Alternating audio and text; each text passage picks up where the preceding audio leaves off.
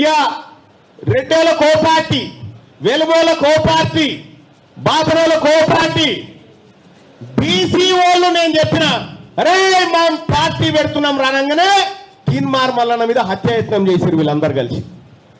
కిన్మార్ మల్లన్నను చంపేస్తే కథం అయిపోతుందని.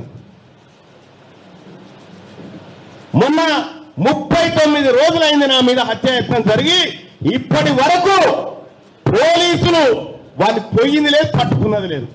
మీరు రాసి పెట్టుకోండి, మీరు స్ట్రెచ్చర్ మీద ఉన్నా, మీరు రిటైర్ అయి ఇంట్లో వండుకున్నా, మీరు ఎక్కడ దాచుకున్నా రేపటి బీసీ ప్రభుత్వం మిమ్మల్ని గుట్టలో తీసుకొచ్చి ప్రజాక్షేత్రంలో నిలబెడతానని చెప్పి తెలియజేస్తా ఉన్నా.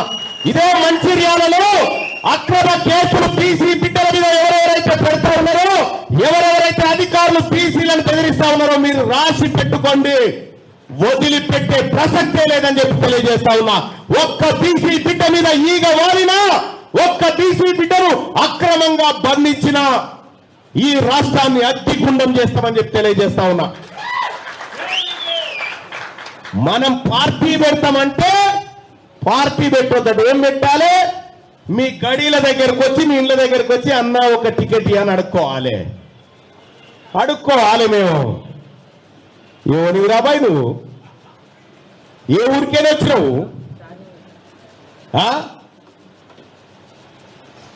బిడ్డ, మా బీసీల ఇళ్ళల్లో, మా పెరికోళ్ళ ఇంటి ముంగట, మా రజకుల ఇంటి ముంగట, మా నాయి బ్రాహ్మణుల ఇంటి ముంగట, మా యాదవుల ఇంటి ముంగట, మా పద్మశాలిలు, ముదిరాజులు, మున్నూరు కాపులు, మా గౌడ్స్ వాళ్ళ ఇళ్ళ ముంగట బొచ్చలు పట్టుకొని కూర్చుని పెడతా. మిమ్మల్ని గుర్తుపెట్టుకోరని చెప్పి తెలియజేస్తా ఉన్నా. ఆ రోజు తీసుకొస్తా.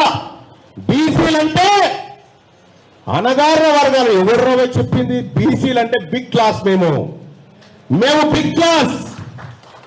అందుకోసమే సోదరులారా, వీళ్ళ చేతులున్న రిజర్వేషన్ ఇయ్యారట, కానీ అవి రాని దానికోసం మనం లడాయి చేద్దాం పారని చెప్తా ఉన్నారు. వీళ్ళు నమ్ముదామా? వీళ్ళని నమ్మే ప్రసక్తే లేదు.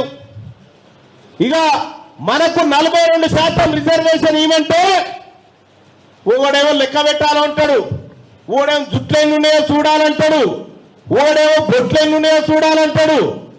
వీళ్ళు ఎంతమంది ఉన్నారు, ఈ దోచోళ్ళు ఎంత, గోసోళ్ళు ఎంత, గొంగడోళ్ళు ఎంత అని లెక్క పెట్టాలన్నట. మనకి ఇవ్వాలంటే మనకిచ్చే కాడనేమో ఇవన్నీ పెట్టాలన్నట. మొన్న ఏం చేసి రెడ్కర్ వీళ్ళంతా రెడ్లు వెలమలు కలిసి ఈడబ్ల్యూఎస్ అని దొంగ రిజర్వేషన్ 10% తెచ్చుకురు. ఆల్రెడీ రాత్రి తెచ్చుకురు వీళ్ళు. మనకిచ్చే కాడనే లేదు. ఇలా మన బీసీ బిడ్డలు 100కి 90 మార్కులు వచ్చినా మనోనికి ఉద్యోగం లేదు. వాళ్ళకు మాత్రం 100కి 50 మార్కులు వచ్చినా ఉద్యోగం వచ్చింది దొంగతనంగా ఈడబ్ల్యూఎస్ రిజర్వేషన్ ద్వారా. రేపటి బీసీ ప్రభుత్వం ఈ ఈడబ్ల్యూఎస్ ని ఖచ్చితంగా సవరిస్తుంది.